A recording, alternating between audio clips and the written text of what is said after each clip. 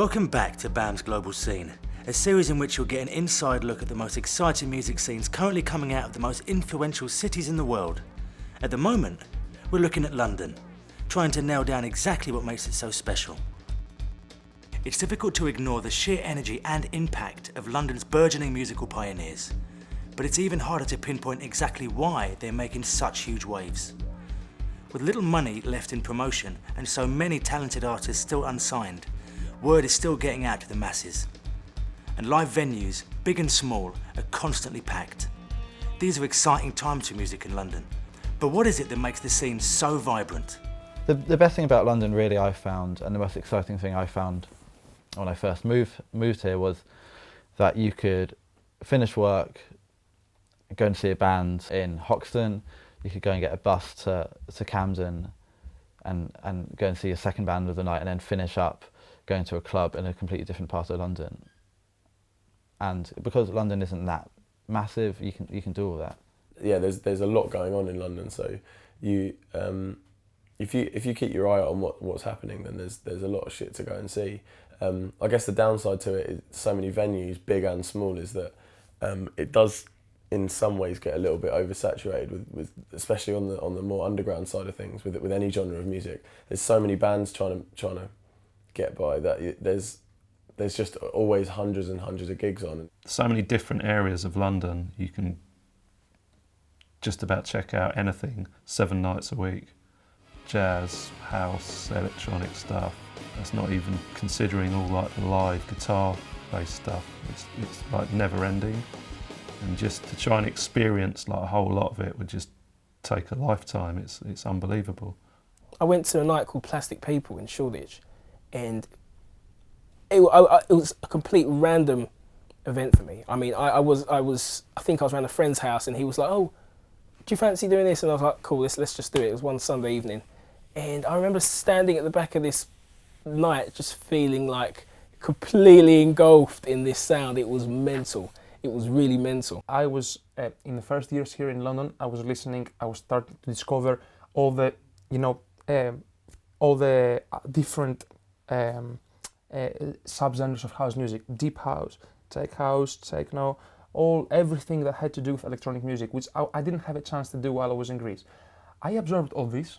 I had a nice idea of how I want my music to sound because I was really inspired by this music, and I started making this very groovy-based, rolling tech house sound, very fresh, but very well connected also with my influences in the past. Yeah. It's just special, man. London's just like, it's like New York City. If you went to New York, I'm sure all the residents will tell you there's, we invented this and this is our version of this. It's the same thing with London. Like, kind of, if you move to London from New York and you're like, okay, I'm a dubstep producer from New York, and you move over here, you're not going to sound like any other kind of New York producer's track sound. Like, you're going to end up sounding like, either a bass weight guy or a mid-range guy, or, you're going to take influences from where you are. And if you're in London, then, no doubt you're going to be making rave music quickly. I think that's what's good about being in London, though, is because kind of like, say for example, I may play a Latin beat. If I went to somewhere like in South America and tried to play it, it may not actually be the right way to play it, but it's kind of my interpretation of like a London kind of way to play it. Same way as what Ed was saying, if you didn't know there's that kind of feel to it, it's putting your own interpretation on it, which is, I think, what we all do in our music.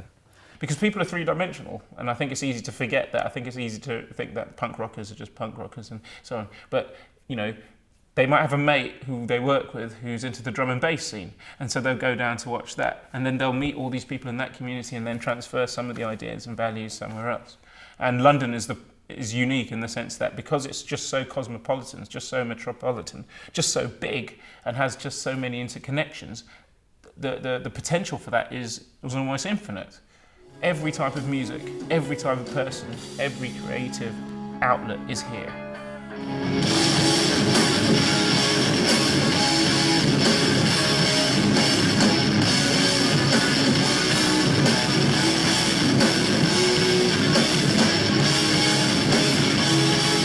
I don't think you can really be in one genre and actually want to do anything different anymore, because a lot of other people have done it and they've generally done it better, to be honest. I've heard a lot of bands that try and just be like their favourite band and it doesn't work. You just need to try and do something that's you rather than just Yeah, I think that's why I find it difficult to say what genre we are, because it's just music I like writing, yeah, and then I also like listening to, really, yeah, and try not to rip off anyone else. yeah.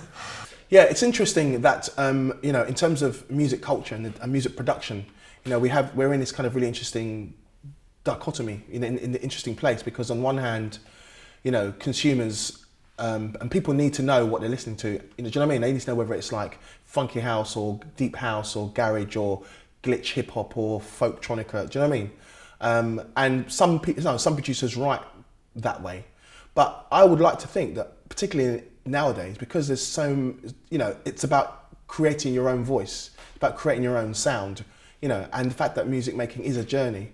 I'd like to think that most producers just create.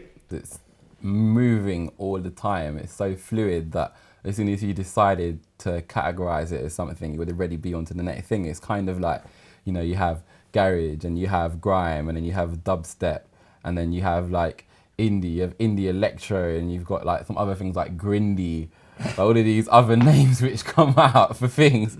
And then, you know, and then you start thinking at some point in time, you just end up inventing so many names that come and go so quickly that it's really hard to categorize it as one, because, you know, you just hear, you know, certain collective of people doing things and then it just moves on. What's great is that, you know, they really support each other. So, you know, bands from this area with their fans and friends and whatever will come into another area, and then it overlaps and grows and grows. And it really creates a vibe and a buzz and a general sense of excitement and interest. And also you get musical, creative consequences as well, as, you know, people see what some other people are creating and think, oh, and it influences, and sometimes in the strangest way. Like, I think, coming back again to things like dubstep, where they've influenced some punk rock bands, and then you get something that you could never have predicted before. That about wraps it up for now, giving you plenty of time to experience some of London's music for yourself. But remember, we have lots more episodes of Global Scene London over at BAMM.TV.